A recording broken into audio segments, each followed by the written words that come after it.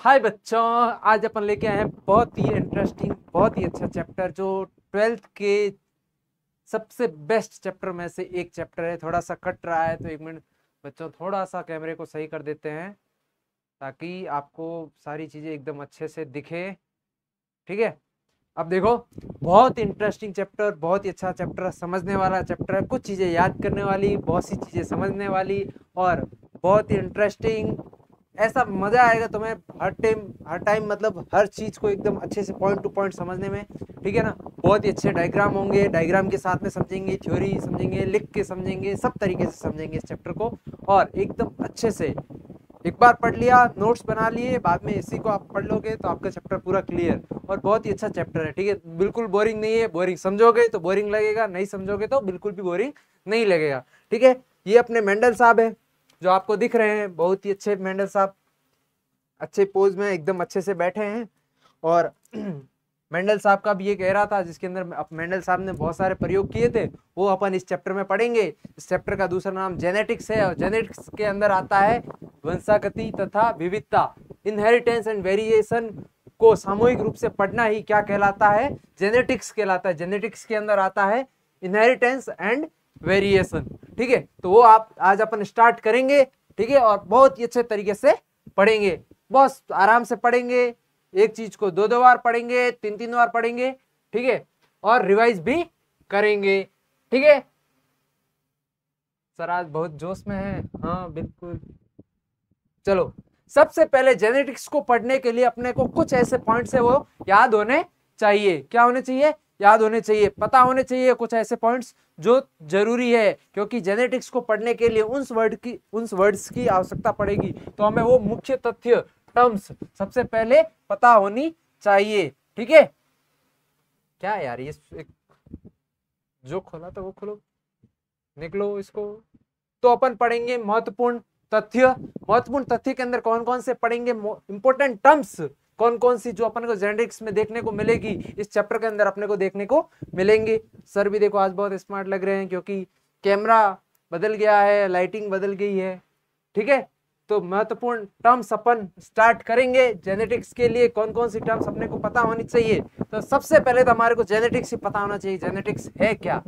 क्या है जेनेटिक्स और जेनेटिक्स में क्या क्या पढ़ना पड़ेगा हमारे को, वो सब अपन देखेंगे। ठीक है ना। तो जेनेटिक्स, जेनेटिक्स को हिंदी में क्या कहते हैं सर? जेनेटिक्स को हिंदी में क्या कहा जाता है? अनुवांशिकी कहा जाता है। क्या कहा जाता है? अनुवांशिकी कहा जाता है जेनेटिक्स। ठीक है, जेनेटिक्स के ही दो पार्ट है। कौन सा? Inheritance and variations. Inheritance and variations क्या है वो भी पढ़ेंगे। ठीक है, देखो जेनेटिक्स के अंदर क्या होता है? एक तो वंशागति, वंशागति, आनुवांशिकता और विविधता का अध्ययन या गुणसूत्र और जीनों का अध्ययन। हम क्या क्या पढ़ेंगे जेनेटिक्स के अंदर? देखो जेनेटिक्स, जेनेटिक्स के अंदर अपने को क्या क्या पढ़ना है? दो चीज। सबसे पहले वंशा, दिख नहीं रहा होगा ना, रेड से ही दिखता है। वंशागति क्या पढ़ना है? एक तो वंशागति और विविधता।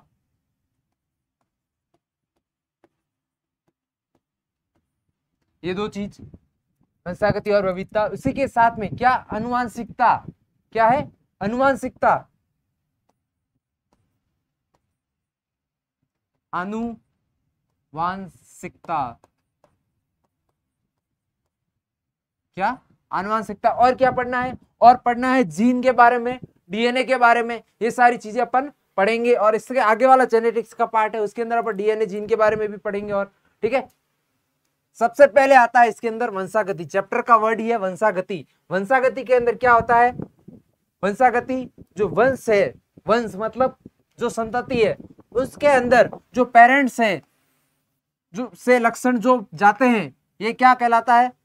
वंशागति। और आपको पता होना चाहिए जो वंशागति है वो किसका? अनुवांशिकता का आधार है। किसका आधार है? अनुवांशिकता का आधार है। वंशागति अनुवांशिकता का आधार है। ये एनसीईआरटी का एज इट इज लाइन है। वंशागति वो क्या है? वंशागति इनहेरिटेंस। और ये किसका आधार है? अनुवांशिकता का। किसका? अनुवांशिकता का।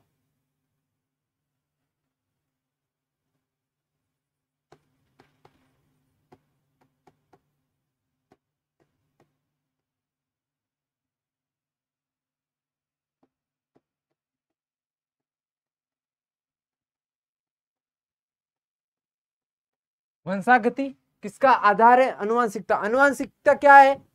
किसी के अंदर कोई कैरेक्टर जा रहे हैं, उसके अंदर जो डिफरेंस आ रहा है, जो समानता है, उसके अकॉर्डिंग उसको कहता है अनुवांशिकता। तो अनुवांशिकता का आधार क्या हो गया? वंशागति। वंशागति क्यों हो गया? क्योंकि ये क्या हो रहा है, वंश के अंदर जा रहा है। किसके कैरेक्टर जा रहे हैं? माता पिता के जो कैरेक्टर किसके अंदर जा रहे हैं? संतति के अंदर। ठीक है, जो माता पिता के से जो लक्षण है वो कहाँ जा रहे हैं? संतति के अंदर जो जा रहे हैं, इसलिए क्या कहा जाता है? इसको वंशागति कहा रहा है। ठीक है, और ये वंशागति ही क्या है? ये आनुवांशिकता का आधार है। क्या है? आनुवांशिकता का आधार। एनसीईआरटी में पढ़ेंगे। विविधता क्या है? देखो विविधता क्या होता है? Inherit variation. क्या है? वेरिएशन। वेरिएशन क्या है? अपन को चैप्टर समझने से पहले सबसे बारे में चैप्टर का नाम वो समझना जरूरी है। तो चैप्टर में क्या? वंशागति था। वंशागति क्या? जो बच्चे हैं और जो पेरेंट्स है, जो माता पिता पेरेंट्स और संतति पुत्र पुत्री, इसके अंदर से जो माता पिता से जो संतति के अंदर समानताएं आ रही है या गुण आ रहे हैं या लक्षण आ रहे हैं, वो क्या होगा? वंशागति। और जो विभिन्नताएं आ रहे हैं, जो आपस में क्या आ रहा है? अंतर आ रहा है, डिफरेंस आ रहा है, वो क्या हो गया? वेरिएशन। विविधता, डिफरेंस। ठीक है, आगे समझ में? ये वाली चीज समझ में आ गई एकदम अच्छे से। देखो 3 टर्म्स आए हैं। सबसे पहले जेनेटिक्स। जेनेटिक्स के अंदर क्या होता है? वंशागति और विविधता, ये 2 चीज होती है। जेनेटिक्स के अंदर क्या कौन कौन सी 2 चीज होती है? देखो जेनेटिक्स में अपने को पढ़ना होता है, एक तो इनहेरिटेंस और एक वेरिएशन। इनहेरिटेंस एंड वेरिएशन दोनों किसके पार्ट है? जेनेटिक्स के पार्ट से। ठीक है, अब जेनेटिक्स के अंदर अपने को पढ़ना है ये दोनों चीजें। ठीक है, principle of inheritance and variation, ये दोनों चीजें अपने को पढ़नी है। अब देखो अपन ने सबसे पहले देखा क्या? इनहेरिटेंस, वंशागति क्या होती है? जो पेरेंट्स से संतति के अंदर जाता हो। ठीक है, और दूसरा है वेरिएशन। वेरिएशन क्या होता है? वेरिएशन के अंदर आप देखो जो विविधताएं हैं, विविधताएं क्या है? दोनों के बीच में अंतर, पेरेंट्स और संतति के बीच में जो अंतर है उसको क्या कहा जाता है? वेरिएशन। अच्छे से समझ आ गया? क्लियर? अब बढ़ते हैं नेक्स्ट आगे। लक्षण। लक्षण क्या होता है? लक्षण जैसे कि आप देखो, कुछ लोग अपने पेरेंट्स होते हुए बात करते हैं ना कि भाई किसी का बेटा है या बेटी है, जो बोलते हैं कि इनके लक्षण है वो किससे मेल खाते हैं, कि भाई इसके लक्षण है वो उसकी मम्मी से, ये लक्षण है उसकी मम्मी से मेल खा रहे हैं, ये वाले लक्षण उसके पापा से मेल खा रहे हैं।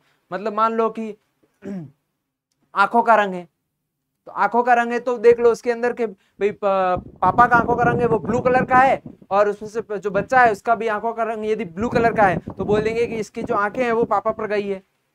ठीक है, बाल है, बाल का कलर भूरा है या काला है, अब वो मदर का कलर हो और उसको बच्चे का कलर सेम हो, तो ये क्या बोल देंगे कि ये जो कलर है वो किस पर क्या गया है? मदर पे गया है। ठीक है, तो इस प्रकार से जो लक्षण है वो किस पर? पेरेंट्स पर जाते हैं, उसके अपन पढ़ेंगे लक्षण या कैरेक्टर। ठीक है, सबसे पहले आता है लक्षण। ठीक है, लक्षण अपन ने देखा, लक्षण, लक्षण में देखो माता पिता और संतति के मध्य वंशानुगत विशेषताएं, मतलब माता पिता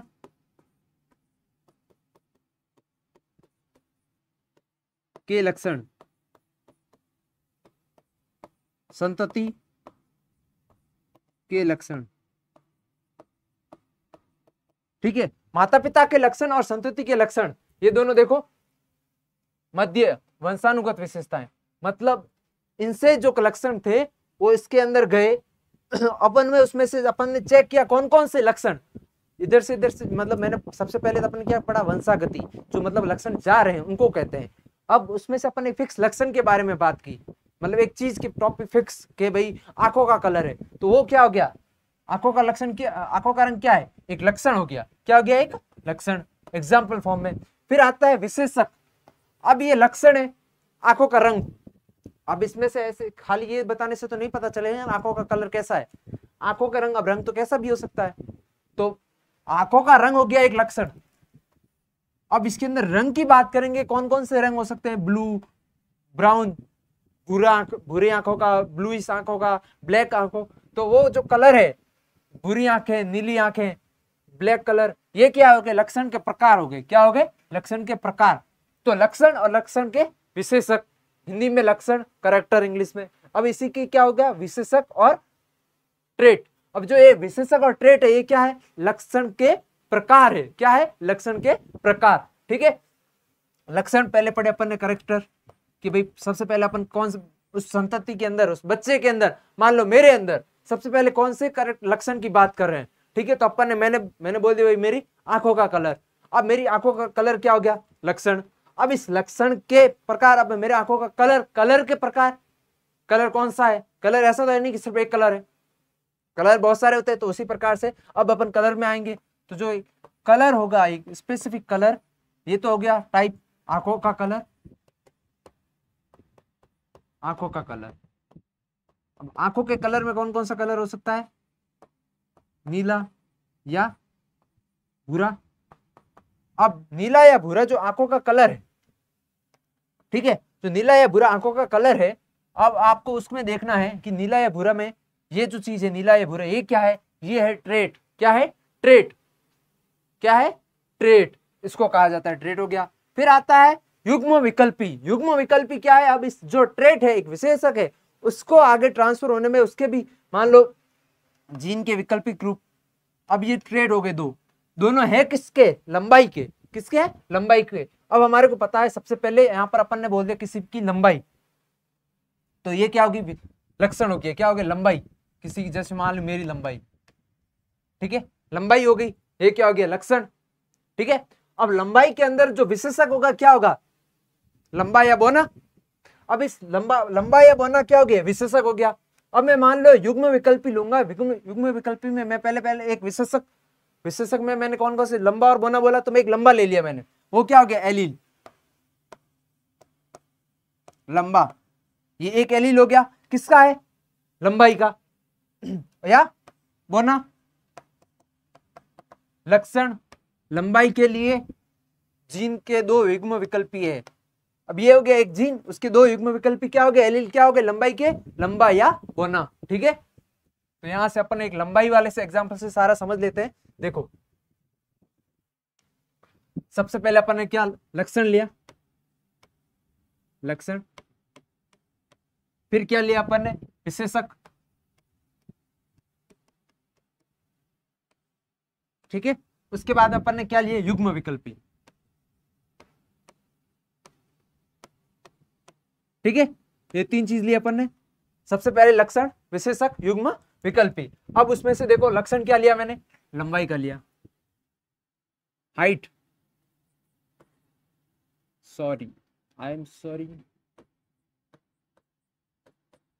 ठीक है, लंबाई का ले लिया लक्षण। अब इस लंबाई के दो पार्ट, या फिर एंड, जो मेरी हाइट है, या तो लंबी हो सकती है या फिर मैं बौना हो सकता हूं, हाइट कम हो सकती है। अब इस लंबाई को यदि हम जीन के रूप में, विकल्प के रूप में चयन करें, तो क्या हो जाएगा? इस लंबाई के भी लंबाई, लंबा या बौना। तो फिर लंबा या बौना है तो लक्षण है उस लंबाई के, तो क्या होगा? उदाहरण में टी, और बौना स्मॉल टी। क्या हो जाएगा? Small T. ठीक है, तो ये क्या हो जाएंगे? एलील्स हो जाएंगे। क्या? लंबाई का अपन ने एक ले लिया और उसका ले लिया, ये क्या हो गए? एलील्स हो गए, या युग्म विकल्पी हो जाएंगे। ठीक है, लंबा या बौना क्या हो गए? उसके युग्म विकल्पी हो जाएंगे, लंबा या फिर बौना। लक्षण लंबाई के लिए क्या है? जिनके दो युग्म विकल्पी हैं। क्या है? दो युग्म विकल्पी हैं। आगे समझ में अच्छे से? पूरा क्लियर? बहुत स्लो चल रहा हूं, आराम से आपको स्टार्ट में समझ में आ जाएगा, तो बाद में आप अच्छे से। ठीक है, फिर आता है सम युग्मजी, होमोजाइगस, और विषम युग्मजी, हेटेरोजाइगस। ठीक है, पानी पी लेते हैं, उसके बाद में आगे कंटिन्यू करेंगे।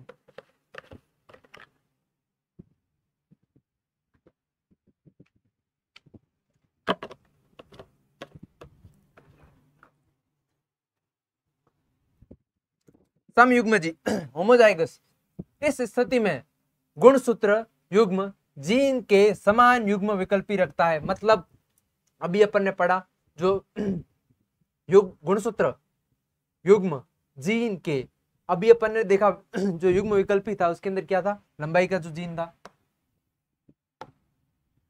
लंबाई का जीन अपन ने क्या पढ़ा, टी, और हमारे को पता है ये द्विगुणित अवस्था में रहते तो टोटल क्या होगा, टी टी।